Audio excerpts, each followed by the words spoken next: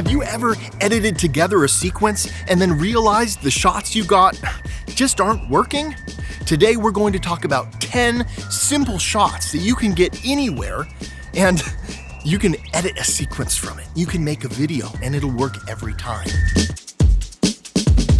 We are in this incredible backyard, and today we're going to be talking to an actual polo player and interviewing him and making a 1-minute video about what he does. We're going to use 10 simple shots to create a 1-minute sequence. It all starts with the 5-shot sequence: a medium shot of the subject, a close-up of the face, then a close-up of the hands, an over-the-shoulder shot, and then a unique angle to tell the story. We'll talk more about the 5-shot B-roll sequence in a moment. But first, let's talk about what B-roll is and what it isn't. B-roll is not just 1 or 2 pretty shots. It's a collection of shots, a sequence that can be edited together to share a story. Many times, B-roll is used over an interview shot to cover unattractive cuts like this. I just said something stupid. Hello. Before we captured B-roll of the polar player, we shot an interview. I just asked a few simple questions. It's always nice to do the interview first. That way you have an idea of what B-roll to shoot next. So first we're going to get a medium shot of the action to see what's happening. What I've done is I've positioned him with the sun directly behind him. It's making these attractive sun flares, and he's backlit. It's a more interesting image. Now I'm getting a close-up of his face. Now I'm filming a close-up of his hands so we can see what he's doing. Now I'm filming an over-the-shoulder shot. The over-the-shoulder shot really immerses us into his world, and we get a sense of his point of view, what he's doing. Now it's time for an interesting shot that reveals more of the story. This kind of framing puts him into an environment. You can really see where he is, and showing more of the sky is hopeful and optimistic. Now it's time for number 6. These are detail shots. Grab as many as you can. This will help you later on in the edit. Now it's time for the fun stuff. Number 7. We call this the walk and look. We usually film this shot on a gimbal. I'm sweating profusely because it's 112 degrees today. Tell the subject to look off camera. This immerses them in their environment, and it helps them avoid looking into the camera lens. And rolling.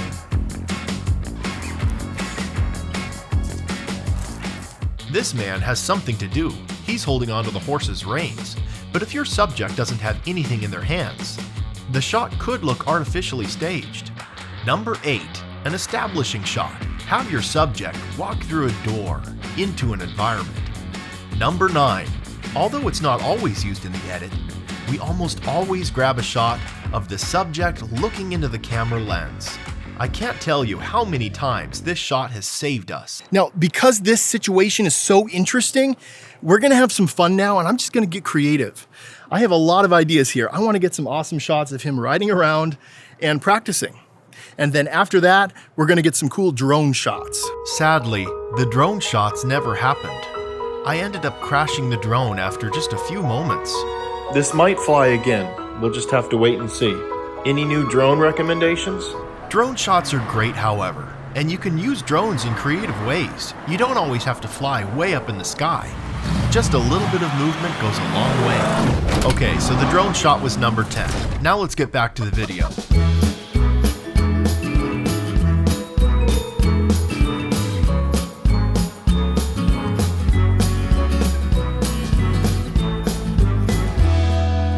Maybe I'm choosing these angles because I'm lazy and tired. Sometimes you can be lazy and get good shots at the same time. I'm very sweaty right now. I'm so sorry you have to see this. I really am.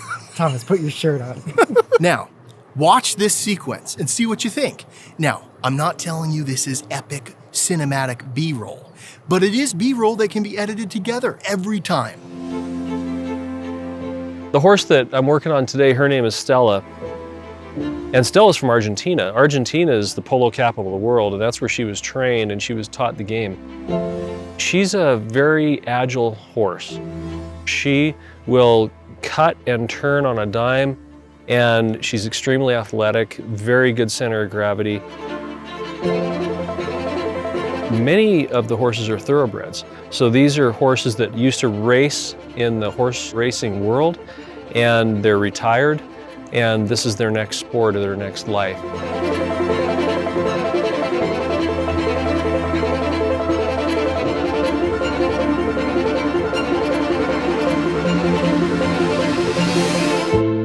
This was a super interesting location, but next we're gonna film at a super boring location. We're gonna use the same 10 shots, and we're gonna show you how they work every time.